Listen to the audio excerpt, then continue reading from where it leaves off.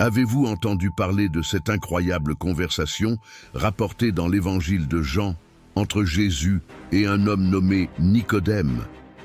Nicodème était un pharisien très respecté dans sa communauté, un homme très influent et connaissant bien les Écritures. Mais il était profondément curieux de connaître Jésus, à tel point qu'il décida de le chercher secrètement, la nuit, pour s'entretenir avec lui. Nicodème est venu trouver Jésus avec de nombreuses questions à l'esprit. Il voulait mieux comprendre ce que Jésus disait lorsqu'il mentionnait la nécessité de « naître de nouveau ». Cette expression intriguait Nicodème, car pour lui, en tant que pharisien, sa stricte observance de la loi juive suffisait. Mais Jésus avait quelque chose de différent à enseigner.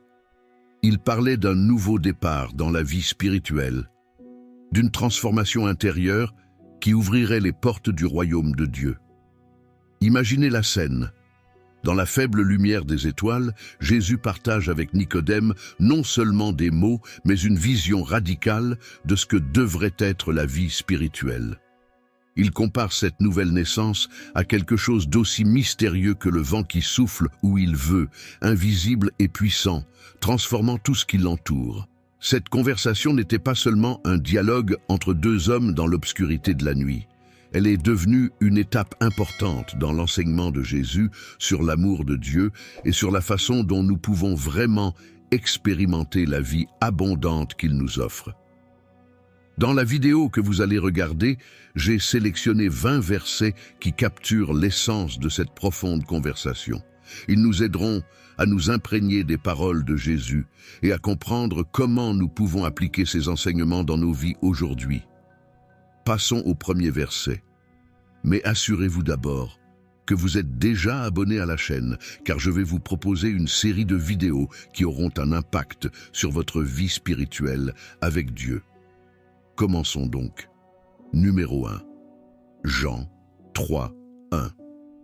Il y avait un homme d'entre les pharisiens, nommé Nicodème, chef parmi les Juifs. Nicodème était un personnage important de l'Antiquité, mentionné dans la Bible, dans le livre de Jean. Il appartenait à un groupe appelé les pharisiens, qui étaient très respectés dans la société juive ancienne. Ces hommes étaient connus pour être très stricts en ce qui concerne les lois de Moïse et les traditions de la religion. Nicodème était non seulement un pharisien, mais aussi un membre important du Sanhédrin, qui était en quelque sorte le conseil juif suprême à l'époque. Cette première description nous indique que Nicodème était quelqu'un de puissant et de respecté parmi les Juifs de son époque. Malgré son importance, il s'est approché de Jésus, montrant ainsi qu'il cherchait la vérité et qu'il était prêt à apprendre de nouvelles choses. Lorsque Nicodème est allé voir Jésus de nuit, il est probable qu'il l'ait fait pour éviter des problèmes avec d'autres pharisiens qui n'étaient pas d'accord avec Jésus. Ce détail souligne l'importance que revêtait pour lui sa quête spirituelle. Malgré tout ce qu'il savait et sa position élevée, Nicodème a vu en Jésus quelqu'un de spécial, un envoyé de Dieu, parce que Jésus faisait des miracles et des choses incroyables. Nicodème voulait mieux comprendre Jésus et ce qu'il enseignait, ce qui montre qu'il était humble et curieux. Cela va au-delà des différences religieuses et sociales. Nicodème représente des personnes qui, tout en suivant des traditions religieuses, veulent aussi comprendre des vérités spirituelles plus profondes sur Dieu. Deuxièmement, Jean 3, 2.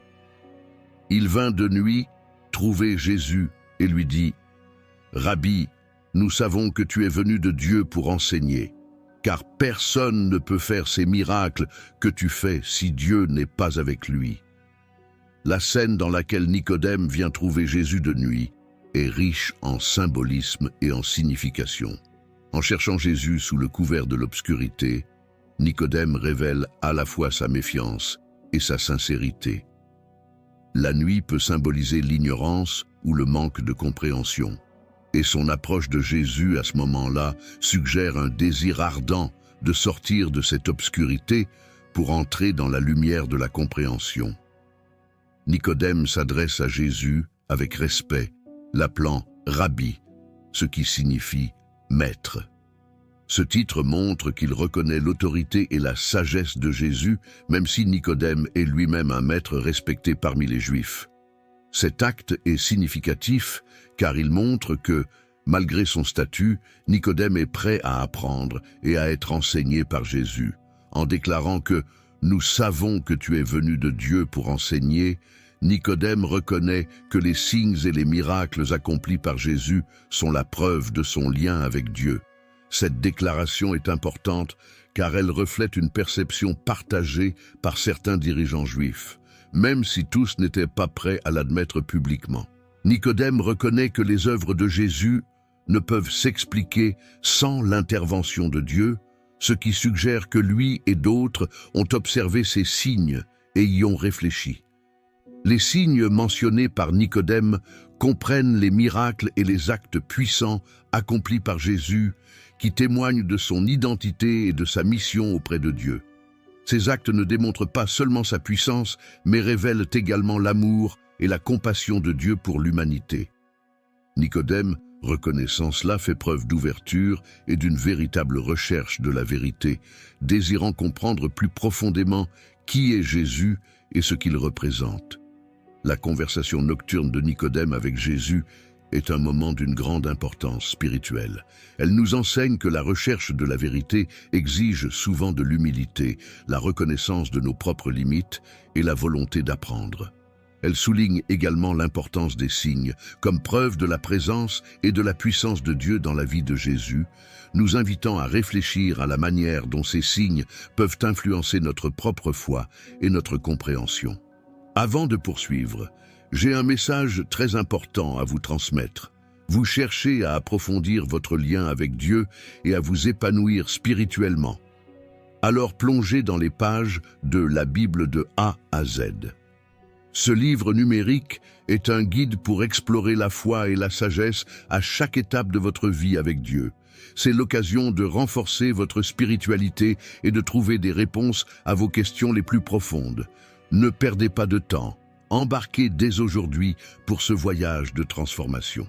Cliquez sur le lien dans le premier commentaire intégré à la vidéo pour télécharger votre livre numérique et commencer votre quête d'une vie plus profonde avec Dieu.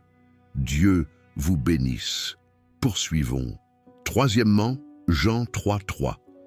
Jésus lui répondit, « En vérité, je te le dis, si quelqu'un ne naît de nouveau, il ne peut voir le royaume de Dieu. » La réponse de Jésus à Nicodème est profonde et révélatrice et marque un tournant dans la conversation.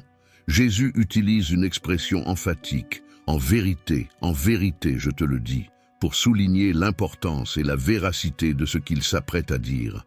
Cette expression, répétée 2 fois, attire l'attention sur le sérieux et l'autorité de sa déclaration. Jésus introduit le concept de la nouvelle naissance, une idée qui est au cœur de son enseignement sur l'entrée dans le royaume de Dieu. En disant « Si quelqu'un ne naît de nouveau, il ne peut voir le royaume de Dieu », Jésus parle d'une transformation spirituelle essentielle.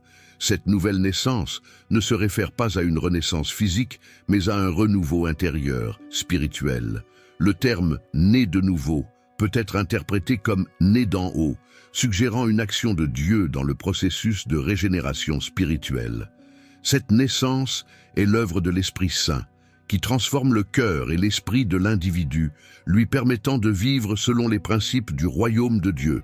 Pour Nicodème, un chef religieux qui s'était consacré à l'observation stricte de la loi et des traditions juives, cette idée était radicale et stimulante. La déclaration de Jésus implique que l'accès au royaume de Dieu ne se fait pas par l'héritage, la connaissance religieuse ou les œuvres, mais par une expérience spirituelle profonde et personnelle. Selon Jésus, le royaume de Dieu n'est pas seulement un royaume futur, mais une réalité présente qui se manifeste dans la vie de ceux qui ont été spirituellement transformés.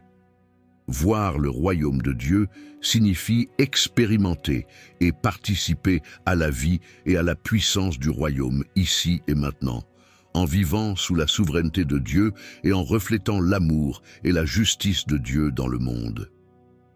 La réponse de Jésus souligne également l'exclusivité de la nouvelle naissance comme condition d'entrée dans le royaume de Dieu.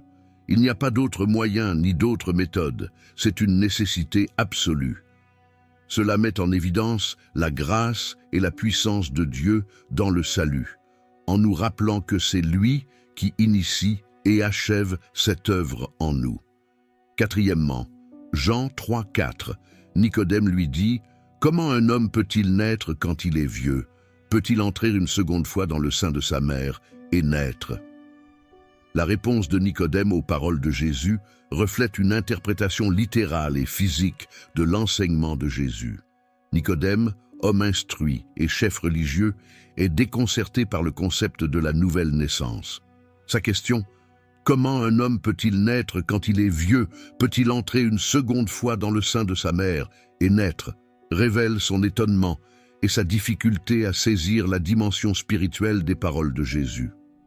Nicodème, habitué à interpréter les enseignements religieux de manière littérale et légaliste, est confronté à une idée qui transcende sa compréhension traditionnelle. Pour lui, la notion de renaissance semble absurde et impossible d'un point de vue physique. Sa réponse souligne le fossé entre la mentalité terrestre et la réalité spirituelle introduite par Jésus. Jésus parle d'une transformation spirituelle radicale, ce que Nicodème ne peut pas encore comprendre. La question de Nicodème met en évidence les limites humaines dans la compréhension des choses de Dieu sans l'illumination du Saint-Esprit. Sa réaction est représentative de ceux qui, sans révélation spirituelle, luttent pour comprendre les vérités profondes de la foi. Ce moment d'incompréhension est aussi un point d'enseignement crucial. La question de Nicodème donne à Jésus l'occasion d'approfondir l'explication de la nouvelle naissance, en précisant qu'il ne s'agit pas d'un retour physique dans le ventre de la mère, mais d'une renaissance spirituelle qui est essentielle pour entrer dans le royaume de Dieu. Nicodème, malgré sa confusion, montre une volonté d'apprendre. Sa question, bien qu'erronée dans son interprétation littérale, reflète un désir sincère de comprendre ce que dit Jésus. Cette aspiration à la connaissance et à la vérité est un pas important vers la foi et la compréhension spirituelle. Le dialogue entre Jésus et Nicodème nous invite à considérer nos propres limites en matière de compréhension spirituelle et la nécessité d'une révélation de Dieu pour saisir les vérités profondes du royaume de Dieu. Il nous rappelle que la sagesse et l'éducation humaine, bien que précieuses, ne sont pas suffisantes pour comprendre les choses de Dieu. Nous avons besoin de l'intervention de l'Esprit Saint pour nous éclairer et nous transformer de l'intérieur. Cette interaction met également en évidence la patience de Jésus et sa volonté d'enseigner et de guider ceux qui cherchent la vérité, même lorsqu'ils sont confus ou qu'ils ont des questions difficiles. Il nous encourage à chercher et à demander, confiant que Dieu révélera sa vérité à ceux qui désirent sincèrement le connaître et comprendre ses voies. Avant de passer au verset suivant, j'aimerais savoir si tu as déjà expérimenté la nouvelle naissance spirituelle, où tu as senti la transformation et la puissance de Dieu dans ta vie. Partagez dans les commentaires afin que nous puissions échanger nos expériences et apprendre ensemble sur cette renaissance spirituelle. Maintenant, passons à la suite. Cinquièmement, Jean 3,5. Jésus répondit, « En vérité, je te le dis, si quelqu'un ne naît d'eau et d'esprit, il ne peut entrer dans le royaume de Dieu. » La réponse de Jésus à Nicodème est une déclaration fondamentale qui clarifie la nature de la nouvelle naissance requise pour entrer dans le royaume de Dieu. En disant « En vérité, je te le dis », Jésus souligne la certitude et l'importance de ses paroles, assurant Nicodème de la véracité de son enseignement. Jésus mentionne deux éléments essentiels, l'eau et l'esprit. Cette phrase a été interprétée de diverses manières, mais Jésus est généralement compris comme faisant référence à la purification spirituelle et à la régénération par le Saint-Esprit. L'utilisation de l'eau peut faire allusion au baptême, symbole de purification et de repentance, et de l'esprit fait référence à l'œuvre régénératrice du Saint-Esprit qui transforme le cœur et l'esprit du croyant. Dans le contexte de l'enseignement de Jean-Baptiste et du ministère de Jésus, le baptême symbolise la repentance et le renoncement au péché. C'est un acte extérieur qui reflète une volonté intérieure de purification et un engagement à une nouvelle vie en Dieu. En mentionnant l'eau, Jésus souligne la nécessité d'une purification spirituelle, étape essentielle de la transformation. L'Esprit, quant à lui, est l'agent divin qui accomplit l'œuvre de régénération. Naître de l'Esprit implique un renouvellement intérieur, un changement radical de la nature de l'individu qui lui permet de vivre selon la volonté de Dieu. Cette transformation est une œuvre surnaturelle qui ne peut être accomplie par l'effort humain, mais seulement par l'action de l'Esprit Saint. La combinaison de l'eau et de l'Esprit souligne que la nouvelle naissance est à la fois une purification et une régénération spirituelle. Il ne suffit pas de se repentir et d'être purifié. Il faut aussi être transformé et renouvelé par le Saint-Esprit pour entrer dans le royaume de Dieu. Ce processus de renaissance implique un changement profond de l'identité et du caractère d'une personne, la rendant apte à vivre en présence de Dieu et sous sa domination. Jésus affirme clairement que sans cette nouvelle naissance, il est impossible d'entrer dans le royaume de Dieu. Cela souligne l'exclusivité et la nécessité absolue de la nouvelle naissance pour le salut et la vie éternelle. Le royaume de Dieu n'est pas accessible par l'héritage, la connaissance religieuse ou les bonnes œuvres, mais uniquement par cette expérience transformatrice décrite par Jésus. Cet enseignement de Jésus met tous les croyants au défi d'examiner leur propre vie spirituelle et de rechercher une véritable transformation. Il nous invite à nous soumettre à l'œuvre purificatrice du baptême et à nous ouvrir à la régénération de l'Esprit Saint. C'est un appel à abandonner l'ancienne nature et à embrasser une nouvelle vie en Christ, caractérisée par la pureté, la sainteté et la communion avec Dieu.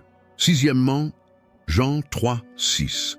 Ce qui est né de la chair est chair, et ce qui est né de l'esprit est esprit. Cette déclaration de Jésus souligne la distinction fondamentale entre la naissance naturelle et la naissance spirituelle. Cette distinction est cruciale pour comprendre l'enseignement de Jésus sur la nouvelle naissance et l'entrée dans le royaume de Dieu.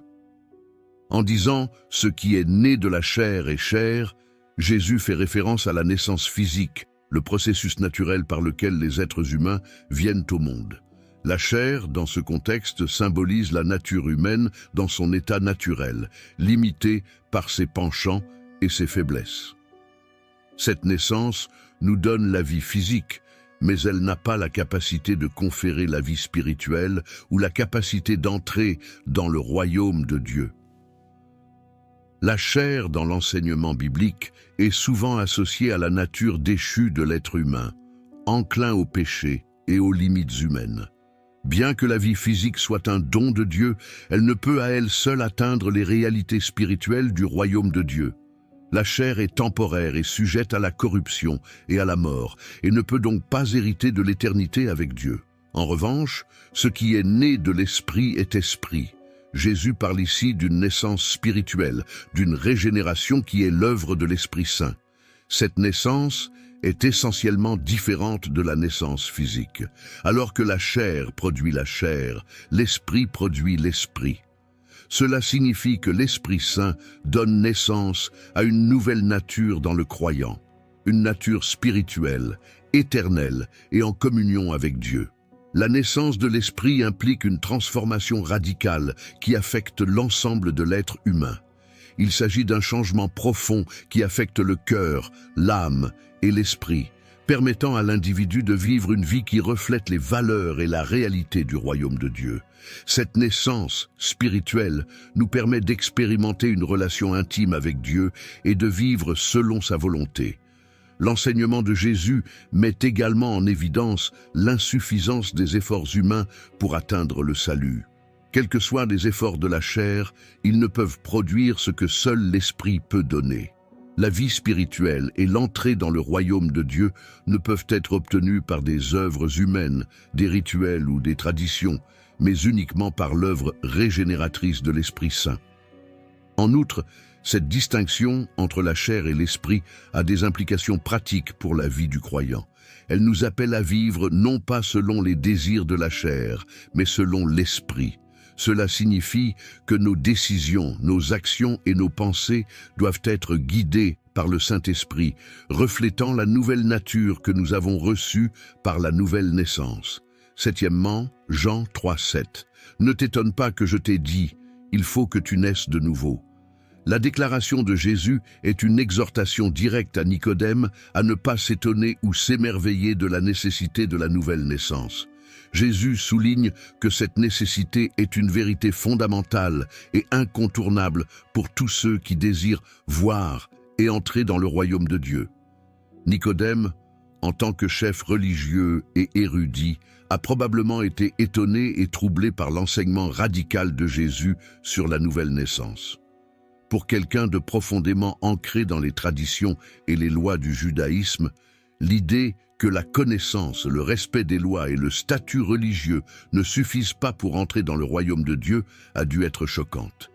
En disant « Ne vous étonnez pas », Jésus exhorte Nicodème à accepter cette vérité essentielle sans résistance ni surprise. La nécessité de naître de nouveau fait référence à une transformation spirituelle profonde et complète. Il ne s'agit pas simplement d'une amélioration ou d'un ajustement de la vie morale, mais d'une renaissance totale qui affecte l'essence même de l'individu. Cette nouvelle naissance implique un changement radical de l'identité, des valeurs et de l'orientation d'une personne, qui passe d'une vie centrée sur elle-même et sur le monde à une vie centrée sur Dieu et sur son royaume. L'expression « il vous faut » souligne qu'il ne s'agit pas d'une option ou d'une suggestion, mais d'une nécessité absolue. Jésus affirme que sans cette nouvelle naissance, personne ne peut voir ou entrer dans le royaume de Dieu. Cela implique que la nature humaine, dans son état naturel, est incapable de satisfaire aux exigences du royaume de Dieu. Le salut et la vie éternelle ne peuvent être obtenus par des efforts humains, la religiosité ou la moralité, mais uniquement par l'œuvre régénératrice du Saint-Esprit. L'enseignement de Jésus a également une profonde signification théologique. La nouvelle naissance est un acte souverain de Dieu, accompli par le Saint-Esprit. Ce n'est pas quelque chose que les humains peuvent réaliser par eux-mêmes, mais un don de Dieu qui transforme radicalement la vie d'une personne. Cette nouvelle naissance est le début d'une nouvelle vie dans le Christ, une vie qui reflète les valeurs et la nature du royaume de Dieu. L'exhortation à ne pas s'étonner invite également à l'humilité et à l'ouverture spirituelle. Nicodème, en dépit de ses connaissances et de son statut, devait reconnaître qu'il avait besoin de cette transformation spirituelle. Cela nous rappelle que nous avons tous besoin de naître de nouveau pour entrer dans le royaume de Dieu, quelles que soient nos connaissances, nos réalisations ou notre statut. La vraie foi et le salut commencent par l'humilité de reconnaître notre insuffisance et notre besoin de la grâce transformatrice de Dieu.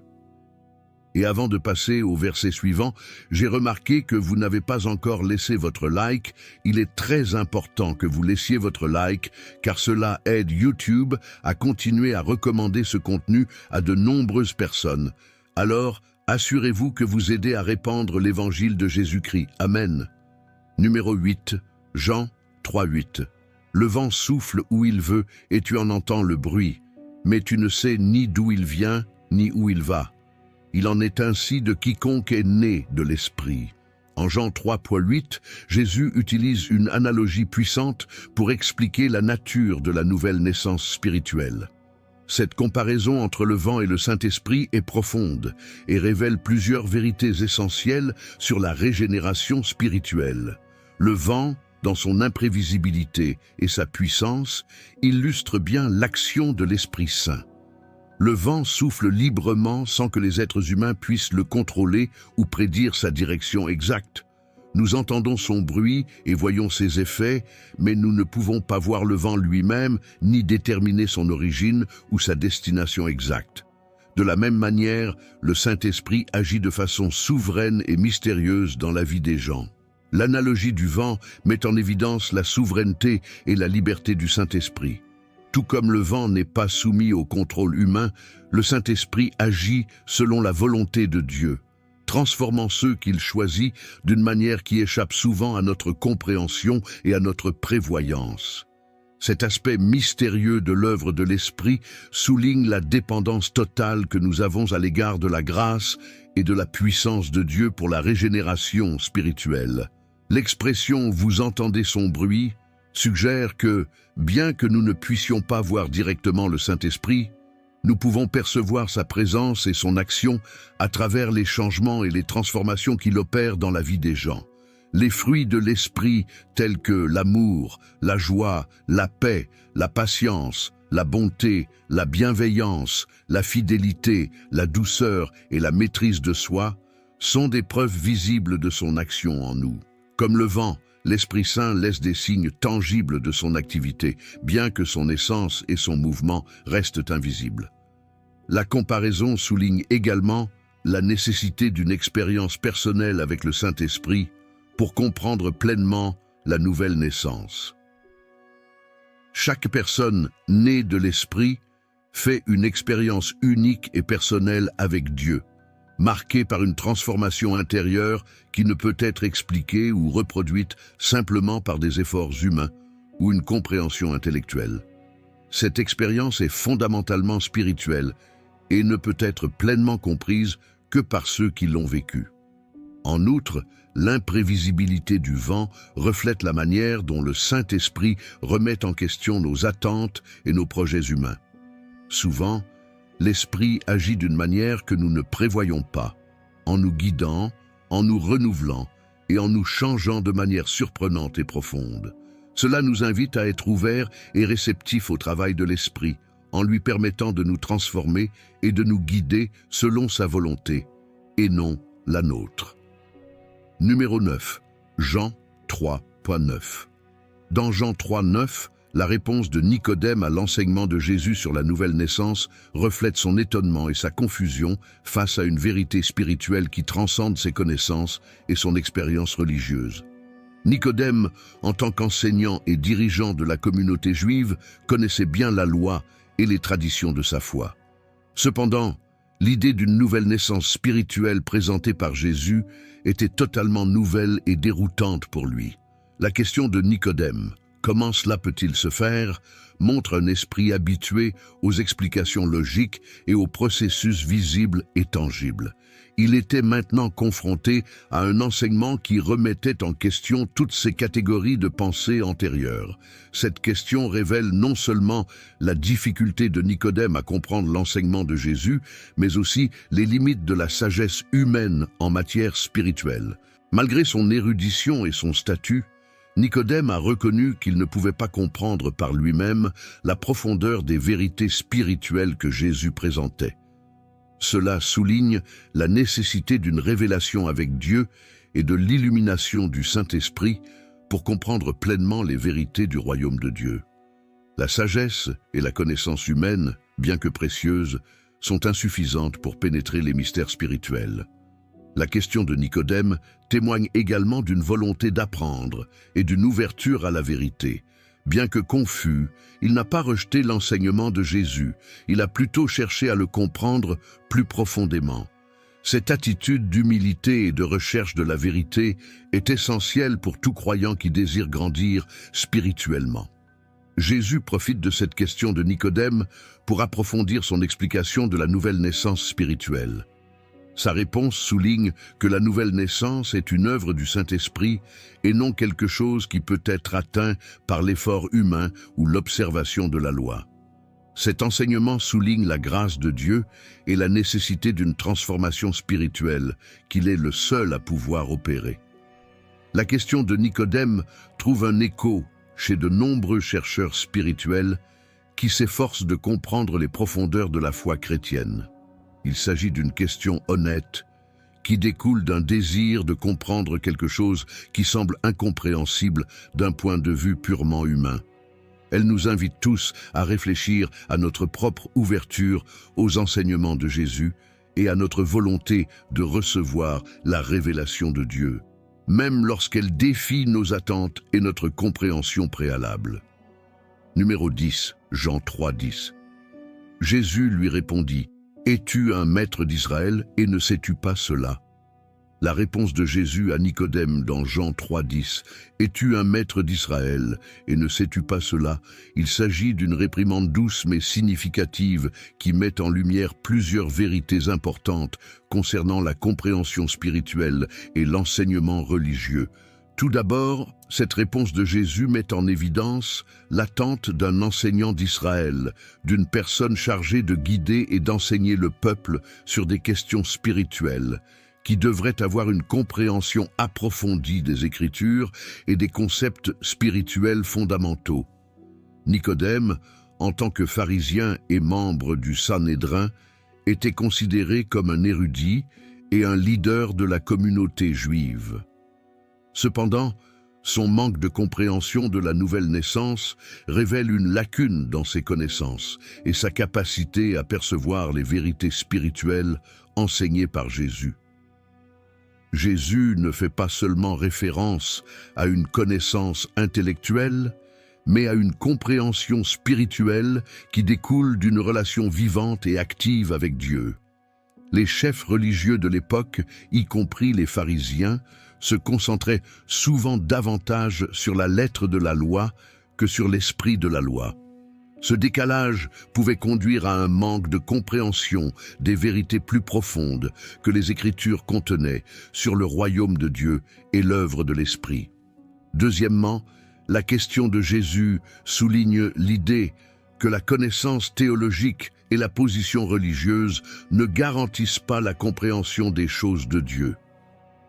Nicodème avait une connaissance approfondie des Écritures et une position élevée. Mais ces références n'étaient pas suffisantes pour comprendre l'enseignement essentiel sur la nouvelle naissance. Cela souligne la nécessité d'une révélation de Dieu et de l'action du Saint-Esprit pour comprendre et expérimenter pleinement les réalités spirituelles. La réponse de Jésus peut également être interprétée comme une critique du système religieux de l'époque, qui mettait souvent l'accent sur le respect extérieur de la loi sans véritable transformation intérieure.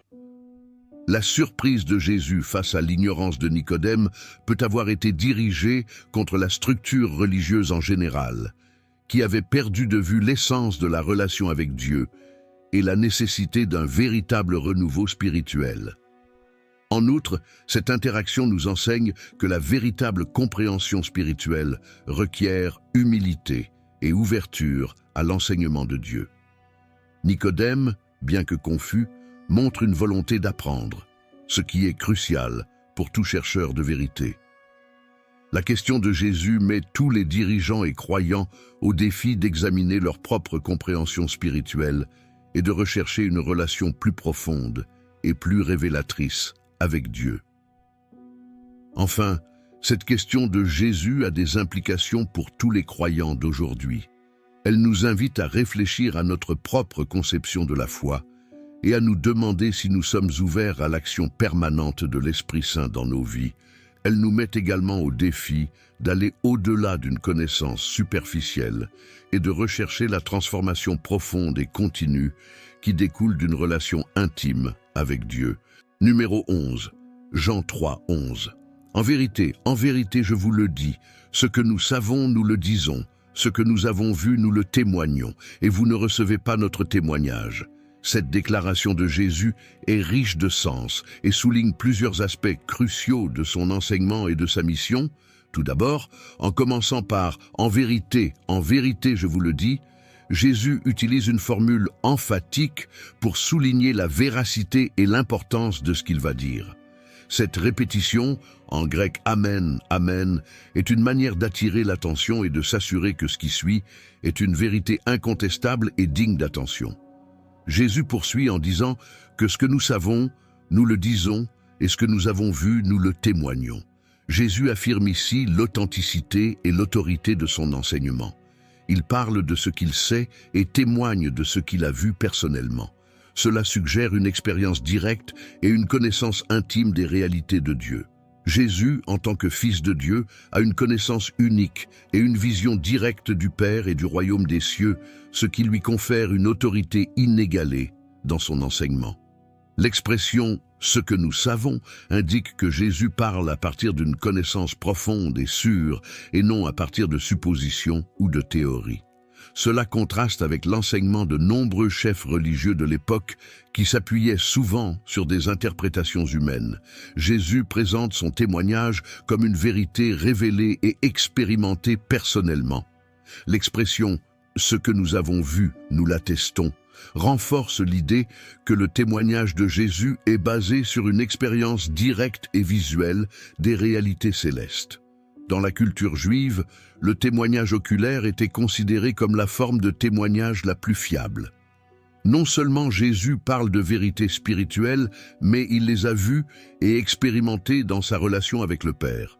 Cependant, Jésus souligne une réalité tragique. « Et vous ne recevez pas notre témoignage ». Cette déclaration révèle l'incrédulité et la résistance de nombreuses personnes, y compris des chefs religieux comme Nicodème, à accepter la vérité présentée par Jésus. Malgré la clarté et l'autorité de son enseignement, beaucoup rejettent son message. Ce rejet n'est pas dû à un manque de preuves ou de clarté dans le témoignage de Jésus, mais à la dureté de cœur et à la résistance spirituelle de ceux qui l'entendent. Nous, dans notre témoignage, peut se référer à Jésus et à ses disciples, où il peut s'agir d'un usage inclusif qui souligne l'unité du témoignage divin. Dans tous les cas, le rejet de ce témoignage reflète un manque de foi et un aveuglement spirituel qui empêche les gens de reconnaître et d'accepter la vérité révélée par Dieu. Cette déclaration de Jésus souligne également l'importance du témoignage et de la proclamation de la vérité dans la vie chrétienne. Les croyants sont appelés à parler et à témoigner de ce qu'ils ont connu et expérimenté dans leur relation avec Dieu, en suivant l'exemple de Jésus. Cependant, ils doivent également être prêts à faire face à l'incrédulité et au rejet, sachant que l'acceptation du témoignage de Dieu dépend de l'action du Saint-Esprit dans le cœur des gens. Numéro 12, Jean 3,12. « Si je vous ai dit des choses terrestres et que vous ne croyiez pas, comment croirez-vous si je vous dis des choses célestes ?» Cette déclaration révèle la difficulté pour Nicodème et d'autres d'accepter et de comprendre les enseignements de Jésus, même ceux qui sont le plus directement liés à l'expérience humaine et terrestre. Premièrement, en faisant référence aux choses terrestres, Jésus parle d'enseignements qui, bien que profonds et spirituels, ont un lien direct avec l'expérience quotidienne et la vie pratique.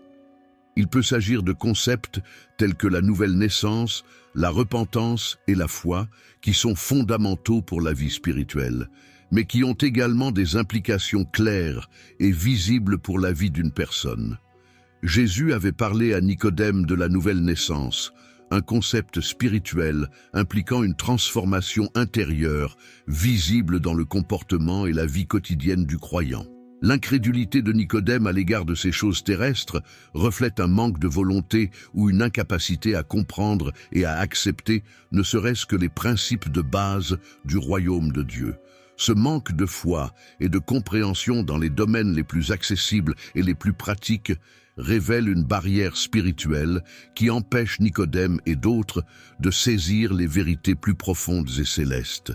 Lorsque Jésus mentionne les vérités célestes, il fait référence à des vérités et à des réalités qui transcendent l'expérience humaine et qui sont incompréhensibles sans une révélation directe de Dieu. Ces vérités comprennent la nature de Dieu, les mystères du royaume des cieux, l'éternité et tout le plan de la rédemption. Si Nicodème et d'autres ne peuvent accepter et comprendre les enseignements que Jésus leur présente en des termes plus accessibles et liés à leur expérience terrestre, il leur sera encore plus difficile de saisir les révélations plus profondes et plus sublimes sur la nature et les desseins éternels de Dieu. La déclaration de Jésus souligne également l'interconnexion entre le terrestre et le céleste dans son enseignement. Les vérités terrestres servent de fondement ou de point d'entrée pour comprendre les réalités célestes. La foi en ce que Jésus enseigne sur la vie spirituelle quotidienne ouvre la voie à une compréhension plus profonde des mystères de Dieu. L'incrédulité à l'égard des aspects plus accessibles et pratiques du message de Jésus ferme la porte à une révélation plus profonde. Ce verset souligne également la nécessité de la foi comme fondement de la compréhension des vérités spirituelles. L'incrédulité agit comme une barrière qui empêche l'accès à une compréhension plus profonde et plus riche des enseignements de Jésus. La foi, en revanche, ouvre la voie à la réception et à la compréhension des révélations célestes plus profondes que Jésus offre. Enfin, la question rhétorique de Jésus souligne un défi et une invitation. Elle met les auditeurs au défi d'examiner leur propre foi et leur volonté d'accepter les vérités présentées par Jésus. En même temps, elle invite à une croissance dans la foi qui permet une compréhension plus complète et plus riche des réalités célestes. Cette croissance dans la foi et la compréhension est un processus continu qui commence par l'acceptation des enseignements de base et s'approfondit au fur et à mesure que l'on s'ouvre à la révélation de Dieu. Numéro 13. Jean 3, 13. Personne n'est monté au ciel, si ce n'est celui qui est descendu du ciel, le Fils de l'homme qui est dans le ciel. Cette déclaration est cruciale et révèle des vérités profondes sur l'identité de Jésus, son origine divine et son autorité unique pour parler des choses célestes. Tout d'abord, en déclarant que personne n'est monté au ciel, Jésus indique clairement qu'aucun être humain n'est monté au ciel par ses propres mérites pour acquérir la connaissance de Dieu et la ramener sur terre. Cela souligne l'inaccessibilité du ciel et de la connaissance de Dieu aux êtres humains par leurs propres efforts.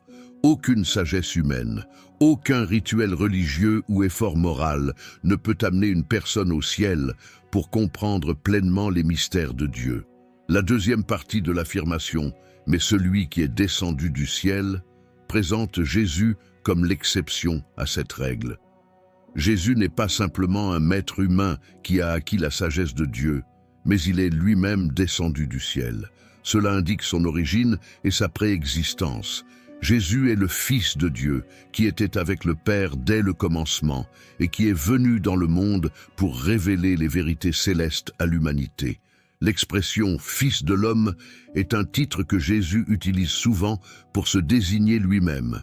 Ce titre trouve ses racines dans l'Ancien Testament, en particulier dans le livre de Daniel 7, 13, 14, où il fait référence à une figure divine qui reçoit une domination et une autorité éternelle. En utilisant ce titre, Jésus s'identifie à cette figure divine et revendique son autorité céleste. L'affirmation « qui est au ciel » est particulièrement significative. Bien que Jésus parle à Nicodème sur terre, il affirme qu'il est au ciel. Cela souligne sa nature divine et omniprésente. Jésus, en tant que Fils de Dieu, n'est pas limité par le temps et l'espace comme les êtres humains. Il est pleinement conscient et présent dans la réalité céleste, même lorsqu'il est physiquement sur terre. Cela renforce son autorité et sa capacité à parler des choses célestes avec une certitude et une vérité absolue. L'enseignement de Jésus dans ce verset souligne également la nature unique de sa révélation. Parce qu'il est descendu du ciel et qu'il est au ciel, Jésus a une connaissance directe et complète des réalités de Dieu. Il ne transmet pas d'informations de seconde main ou d'interprétations humaines, mais il révèle la vérité directement à partir de la source de Dieu. Cela différencie radicalement Jésus de tout autre enseignant religieux ou prophète. Dans le contexte de sa conversation avec Nicodème, cette déclaration souligne pourquoi les paroles de Jésus doivent être acceptées avec foi et sérieux. Nicodème et tous les auditeurs doivent reconnaître que Jésus parle avec une autorité et une connaissance qui transcendent toute autre source humaine. Son témoignage est vrai et digne de confiance parce qu'il provient de son expérience et de sa nature avec Dieu. Enfin, ce verset a également de profondes implications pour le salut et la relation avec Dieu. Jésus, en tant que Fils de l'homme descendu du ciel, est le pont entre Dieu et l'humanité. Son incarnation et sa révélation sont des actes d'amour de Dieu qui ouvrent la voie aux êtres humains pour qu'ils connaissent Dieu et entrent dans son royaume. L'affirmation de Jésus nous invite à reconnaître son identité divine, à faire confiance à son enseignement et à le suivre comme le chemin, la vérité et la vie qui nous conduisent au Père. Numéro 14, Jean 3, 14. Comme Moïse éleva le serpent dans le désert, il faut de même que le Fils de l'homme soit élevé. Cette déclaration relie un événement spécifique de l'Ancien Testament à la mission rédemptrice de Jésus, ce qui permet de mieux comprendre son but et la nature de son sacrifice. La référence à Moïse élevant le serpent dans le désert se trouve dans le livre des Nombres 21, 4, 9. Dans ce passage, le peuple d'Israël se plaint de Dieu et de Moïse pendant son errance dans le désert. En guise de punition, Dieu envoie des serpents venimeux qui mordent et tuent de nombreux Israélites. Repentant, le peuple crie à Moïse qui intercède auprès de Dieu. Dieu ordonne à Moïse de fabriquer un serpent d'airain et de le placer sur un poteau. Quiconque regarde le serpent d'airain après avoir été mordu sera guéri et vivra. Le fait de regarder le serpent d'airain représentait un acte de foi et d'obéissance aux dispositions de Dieu en matière de salut. Jésus utilise cette histoire comme une analogie pour sa propre mission. Tout comme Moïse a élevé le serpent dans le désert pour que ceux qui le regardaient soient nés guéris, Jésus, le Fils de l'homme, doit lui aussi être élevé pour apporter le salut. Dans ce contexte, élevé a un double sens. D'une part, il fait référence à sa crucifixion où il sera littéralement élevé sur une croix. D'autre part, il implique son exaltation et sa glorification par sa résurrection et son ascension. La nécessité d'élever le Fils de l'homme souligne l'importance et le caractère inévitable du sacrifice de Jésus. Il est nécessaire parce qu'il est le moyen désigné par Dieu pour la rédemption de l'humanité. L'élévation de Jésus sur la croix est l'acte central de l'histoire du salut, où il prend sur lui les péchés du monde et offre sa vie en rançon pour beaucoup. De même que les Israélites ont regardé le serpent d'airain et ont reçu la guérison, de même le fait de regarder Jésus élevé sur la croix dans la foi aboutit au salut et à la vie éternelle. Cet acte de foi en Jésus crucifié implique de reconnaître notre besoin de salut, de nous repentir de nos péchés et de faire confiance à son sacrifice rédempteur. Cette comparaison met également en évidence l'amour de Dieu et sa volonté de sauver l'humanité. Tout comme Dieu a fourni un moyen de guérison aux Israélites dans le désert, il a fourni son propre Fils comme moyen de salut pour tous ceux qui croient en lui. La crucifixion de Jésus est un acte d'amour de Dieu qui offre l'espoir et la vie à tous ceux qui se tournent vers lui dans la foi. En outre, la résurrection de Jésus ne se limite pas à sa seule crucifixion. Sa résurrection et son ascension sont également des aspects cruciaux de sa résurrection. La résurrection confirme la victoire de Jésus sur le péché et la mort, et l'ascension marque son exaltation et son règne à la droite du Père. Ces événements complètent le tableau de sa glorification et de son exaltation. Numéro 15, Jean 3, 15. Afin que quiconque croit en lui ne périsse pas, mais ait la vie éternelle. Cette déclaration résume l'objectif central de la mission de Jésus et de l'Évangile chrétien. Plusieurs vérités fondamentales sur la foi, le salut et la vie éternelle sont présentées ici. Premièrement, l'affirmation « quiconque croit en lui » souligne l'universalité et l'inclusivité de l'offre de salut. Elle n'est pas limitée à un groupe spécifique de personnes, comme les Juifs, mais s'étend à toute l'humanité. Le mot « tous » indique que toute personne, quelle que soit son origine, son milieu ou sa condition, peut recevoir cette offre de salut par la foi en Jésus. L'accent mis sur la foi comme moyen de recevoir la vie éternelle souligne l'accessibilité de l'Évangile à tous. L'expression « quiconque croit en lui » souligne l'importance capitale de la foi en Jésus. La foi en Jésus n'est pas seulement un assentiment intellectuel à certains faits concernant sa vie et ses enseignements, mais une confiance personnelle et une dépendance à son égard pour le salut. Elle implique de reconnaître Jésus comme le Fils de Dieu, d'accepter son sacrifice sur la croix en paiement de nos péchés et de faire confiance à son pouvoir de nous donner la vie éternelle.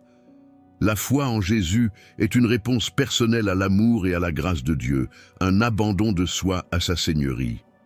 Le but de cette foi est de ne pas périr, mais d'avoir la vie éternelle. Jésus oppose ici deux destins, la perdition et la vie éternelle. Périr implique une séparation éternelle d'avec Dieu, une condition de condamnation et de jugement due au péché, la destinée naturelle de l'humanité sans l'intervention rédemptrice de Dieu. La perdition est la conséquence du rejet de l'offre de salut de Dieu et de la vie en rébellion contre lui. En revanche, la vie éternelle est le don suprême que Dieu offre par la foi en Jésus. La vie éternelle ne désigne pas seulement une vie sans fin, mais une qualité de vie qui commence au moment de la foi et se prolonge au-delà de la mort physique.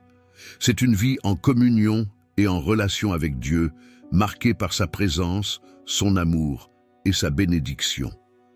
La vie éternelle consiste à participer à la nature de Dieu, à expérimenter la plénitude de la vie que Dieu a conçue pour nous, et à jouir d'une relation éternelle avec lui. Cette vie éternelle a aussi une dimension future, qui inclut la résurrection des morts et la vie dans les nouveaux cieux et la nouvelle terre, où il n'y aura plus ni douleur ni mort.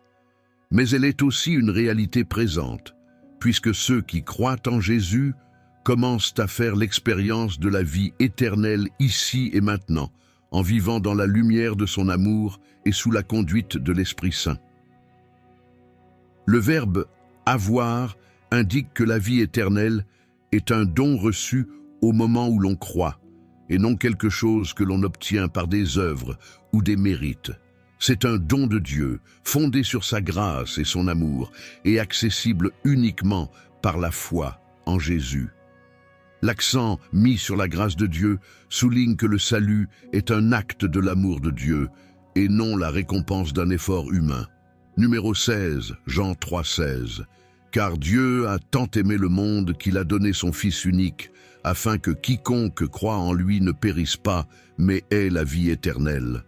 Jean 3,16 est l'un des versets les plus connus et les plus cités de la Bible, résumant l'essence du message chrétien d'amour et de salut. Car Dieu a tant aimé le monde qu'il a donné son Fils unique, afin que quiconque croit en lui ne se perde pas, mais ait la vie éternelle. Ce verset révèle plusieurs vérités profondes sur le caractère de Dieu, son plan de rédemption et la nature de la foi et du salut. Tout d'abord, la phrase « Car Dieu a tant aimé le monde » souligne l'ampleur et la nature de l'amour de Dieu. Cet amour est inclusif et universel, il s'étend à tout le monde sans exception. Il ne se limite pas à un groupe spécifique de personnes, comme les Juifs, mais embrasse toute l'humanité, sans distinction de race, de culture ou de statut. L'expression de telle manière suggère la profondeur et l'intensité de l'amour de Dieu, un amour actif et sacrificiel. Le verbe « aimer » est au passé, ce qui indique une action spécifique et décisive de Dieu. Cet amour n'est pas un simple sentiment, mais se manifeste par une action concrète, l'envoi de son Fils unique. Ici, l'amour de Dieu est démontré par le sacrifice suprême, donner ce qu'il a de plus précieux, son propre Fils, pour le salut du monde. L'expression « a donné son Fils unique » souligne l'acte de don de soi de Dieu. Le terme « unique » souligne le caractère unique et la position particulière de Jésus en tant que Fils unique de Dieu. Ce don ne se limite pas à l'envoi de Jésus dans le monde, mais inclut également son sacrifice sur la croix.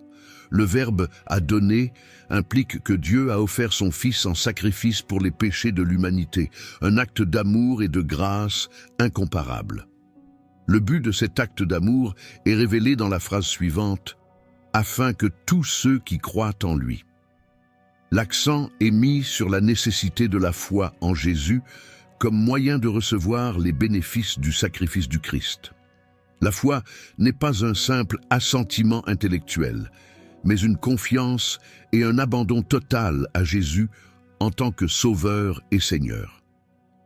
Il s'agit d'une relation personnelle de confiance et de dépendance à son égard.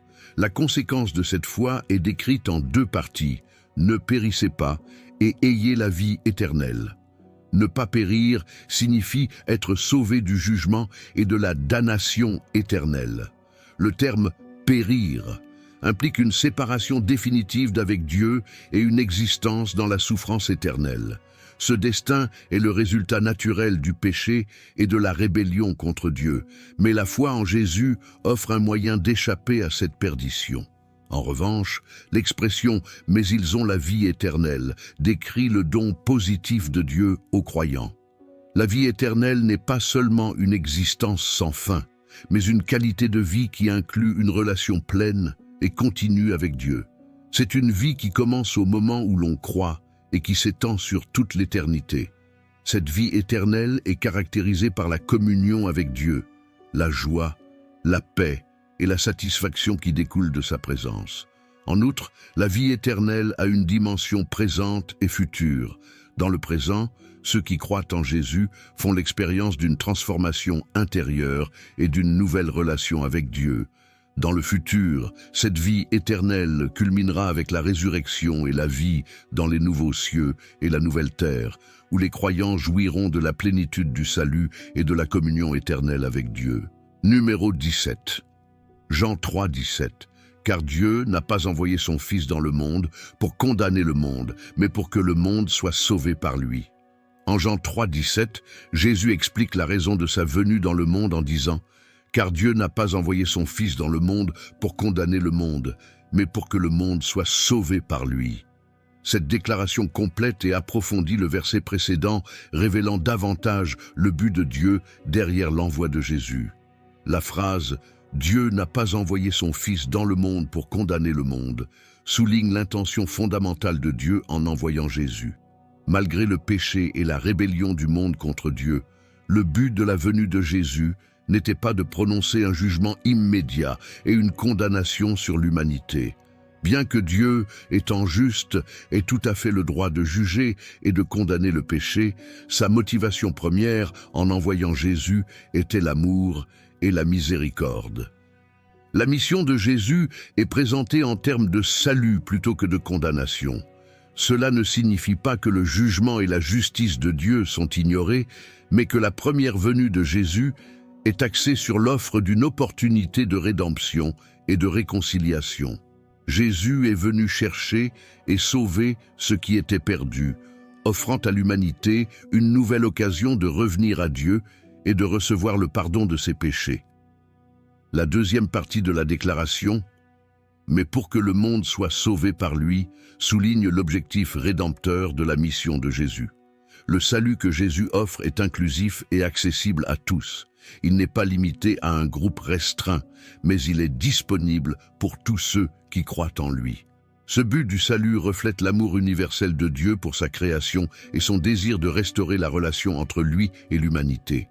Le terme « sauver » implique la délivrance du péché et de ses conséquences, qui comprennent la séparation d'avec Dieu, la mort spirituelle et le jugement éternel.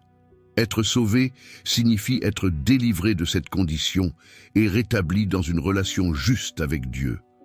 Le salut offert par Jésus couvre à la fois la vie présente et l'éternité, offrant une transformation complète qui commence dès maintenant et s'achève dans la vie éternelle. De plus, ce salut n'est pas quelque chose que les êtres humains peuvent atteindre par eux-mêmes.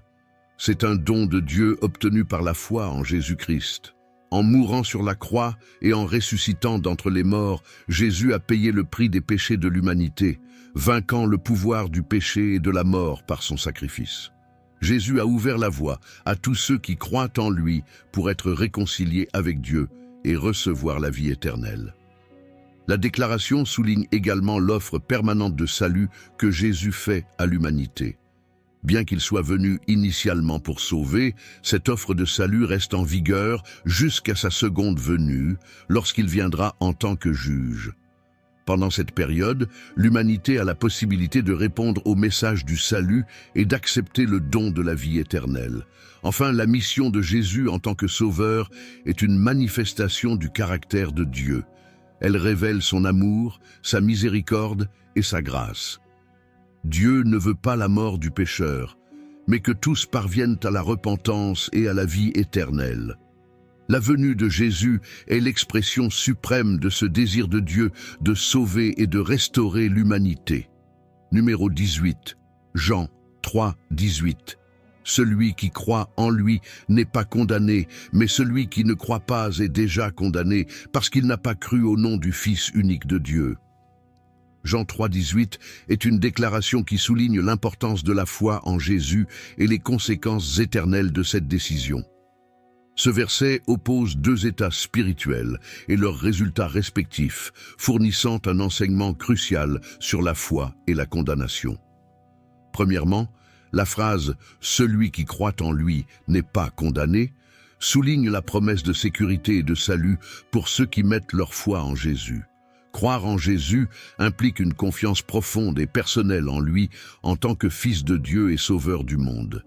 Cette foi va au-delà d'un assentiment intellectuel et implique un abandon total de sa vie et une dépendance à son égard pour le salut. Ceux qui croient en Jésus sont délivrés de la condamnation, qui est le juste jugement de Dieu sur le péché. La condamnation fait ici référence à la séparation éternelle et au jugement de Dieu. D'autre part, l'affirmation « celui qui ne croit pas est déjà condamné » souligne la gravité du rejet de Jésus. L'incrédulité à l'égard de Jésus entraîne une condamnation déjà présente, parce que l'on rejette le seul moyen de salut fourni par Dieu. Cet état de condamnation est le résultat de la persistance dans le péché et la rébellion contre Dieu en rejetant Jésus et l'offre de grâce et de pardon qu'il représente. La raison de cette condamnation est expliquée dans la phrase « parce qu'il n'a pas cru au nom du Fils unique de Dieu ». Dans la culture biblique, le nom représente l'essence et le caractère de la personne. Croire au nom du Fils unique de Dieu signifie accepter et faire confiance à Jésus en tant que révélation complète et définitive de Dieu.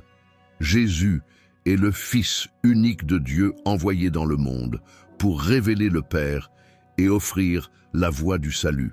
Rejeter son nom, c'est rejeter ce qu'il est et ce qu'il a fait pour l'humanité. Ce verset reflète également la justice et la miséricorde de Dieu. La condamnation n'est pas une décision arbitraire, mais le résultat de la décision consciente de chaque personne par rapport à Jésus. Dieu offre une voie de salut par son Fils, mais respecte la liberté humaine d'accepter ou de rejeter cette offre. L'incrédulité entraîne la condamnation parce qu'il s'agit d'un choix conscient de rejeter la vérité et la lumière que Dieu a révélée en Jésus. En outre, Jean 3,18 nous met au défi d'examiner notre propre foi et notre réponse à Jésus. Il nous invite à évaluer si nous avons placé notre confiance en lui et accepté son offre de salut. Il nous invite également à reconnaître la gravité de l'incrédulité et à comprendre les conséquences éternelles du rejet de Jésus. L'invitation à croire en Jésus est une invitation à faire l'expérience de la vie éternelle, de la communion avec Dieu et de la délivrance de la condamnation. Enfin, Jean 3,18 nous rappelle la place centrale de Jésus dans le plan de salut de Dieu. Il n'y a sous le ciel aucun autre nom donné aux hommes par lequel nous puissions être sauvés. Ce verset souligne l'exclusivité de Jésus en tant que seul chemin vers la vie éternelle et l'importance cruciale de notre réponse à Jésus dans un monde rempli de croyances et de choix spirituels divers. L'enseignement de Jésus dans ce verset nous oriente vers la nécessité d'une foi personnelle et décisive en lui comme unique source de salut et de vie éternelle. Numéro 19, Jean 3,19. Et voici la condamnation. La lumière est venue dans le monde, et les hommes ont préféré les ténèbres à la lumière, parce que leurs œuvres étaient mauvaises. Jean 3,19 approfondit la raison fondamentale de la condamnation, en révélant la réponse humaine à l'offre de salut de Dieu et la nature du péché et du mal. Tout d'abord, la lumière est venue dans le monde, fait référence à Jésus, qui est décrit dans les évangiles comme la véritable lumière qui éclaire toute l'humanité. La lumière symbolise la vérité, la pureté et la révélation de Dieu.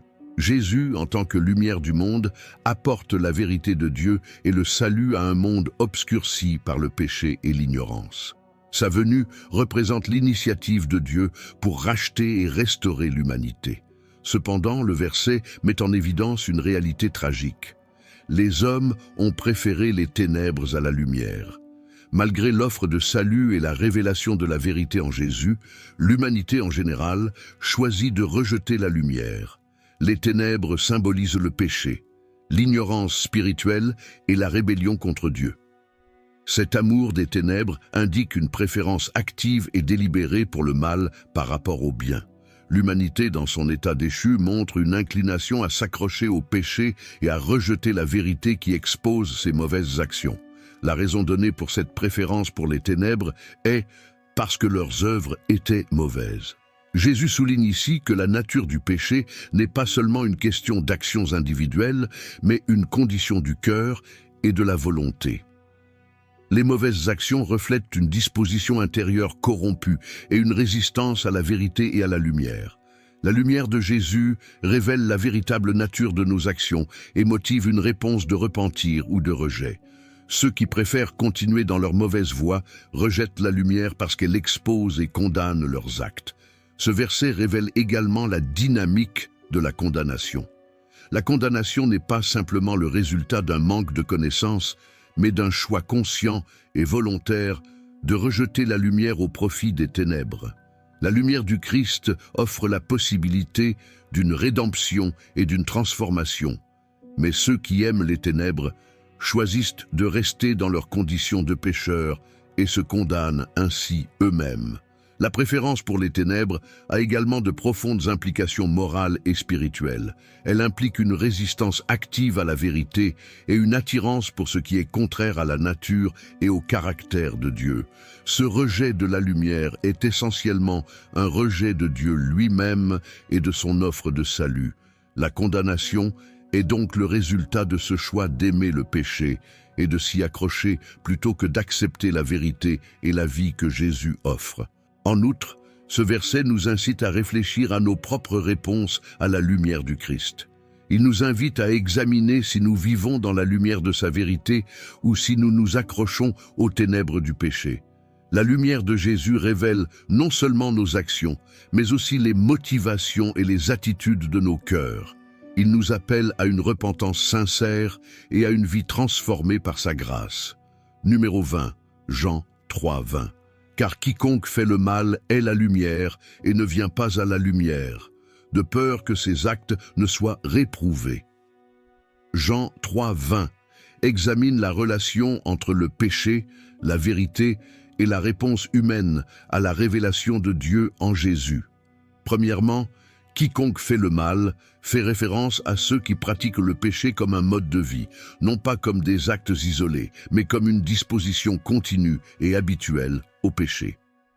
Cette inclination au mal est une caractéristique de la nature humaine déchue, qui tend à se rebeller contre la volonté et les commandements de Dieu.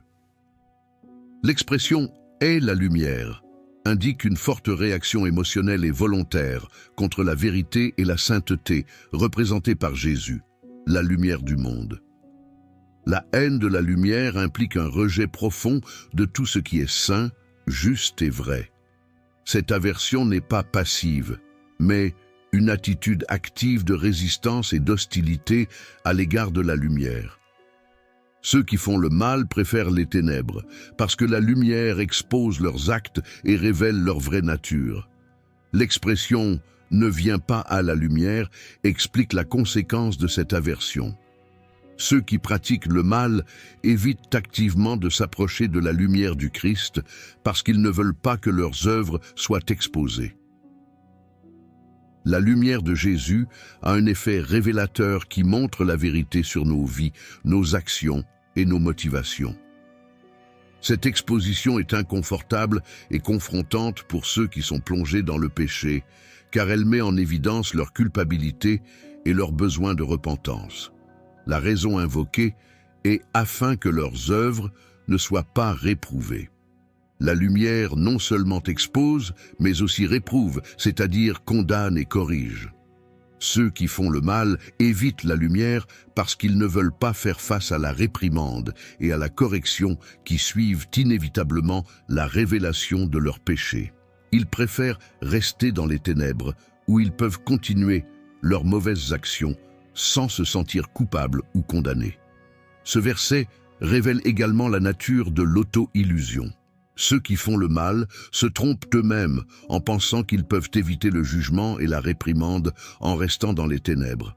En réalité, la lumière du Christ finit par éclairer toutes les ténèbres, et la vérité ne peut être cachée indéfiniment. En outre, l'horreur de la lumière et le refus de s'en approcher soulignent la responsabilité personnelle dans la réponse à la vérité. Chaque individu a le choix de venir à la lumière et d'affronter la vérité sur lui-même, ou de l'éviter et de rester dans les ténèbres. Ce choix a des conséquences éternelles, car il détermine si l'on vivra dans la vérité et la vie éternelle, ou dans la condamnation et la séparation d'avec Dieu. L'enseignement de ce verset nous incite à réfléchir à notre propre disposition à l'égard de la lumière du Christ. Il nous invite à examiner si nous vivons dans la vérité ou si nous évitons la lumière afin de garder nos péchés cachés. La lumière de Jésus n'expose pas seulement, elle offre aussi la possibilité de se repentir et de se transformer. En venant à la lumière, nous ne trouvons pas seulement la réprimande, mais aussi la grâce, le pardon et la possibilité d'une vie nouvelle en Christ. Enfin, Jean 3,20 souligne l'importance de l'honnêteté et de la transparence dans notre relation avec Dieu. La lumière du Christ nous appelle à vivre dans la vérité, en confessant nos péchés et en permettant à sa lumière de transformer nos vies. Ce verset est une invitation à quitter les ténèbres et à embrasser la lumière du Christ, trouvant en lui le salut et la plénitude de vie que Dieu nous offre. Merci d'avoir participé à cette étude biblique. J'espère qu'elle vous a éclairé et qu'elle vous a aidé à réfléchir sur la nouvelle naissance en Christ. Maintenant, je vous invite, si vous n'avez pas encore accepté Jésus-Christ comme votre seul et suffisant Sauveur, répétez cette prière avec moi.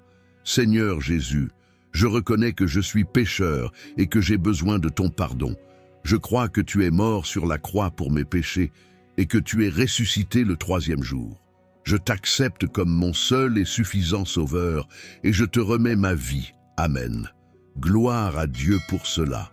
Maintenant, n'oubliez pas de vous abonner à la chaîne pour recevoir plus de contenu sur ce sujet.